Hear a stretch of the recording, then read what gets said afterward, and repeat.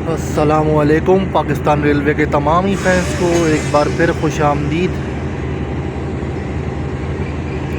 अभी मैं आपको दिखा रहा हूँ कल रावलपिंडी से चलने वाली 36 डाउन सर सैयद एक्सप्रेस, जो कि 3 घंटा लेट है आज अपने मुकर्रर वक्त से।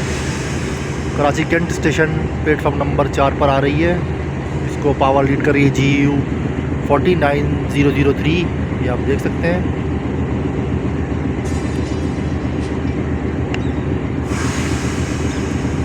Six down sir Syed express कल पिंडी से चलने के बाद अब कराची कैंट स्टेशन पे लग रही है। 3 घंटा लेट आई है अपने मुकर्रर वक्त से।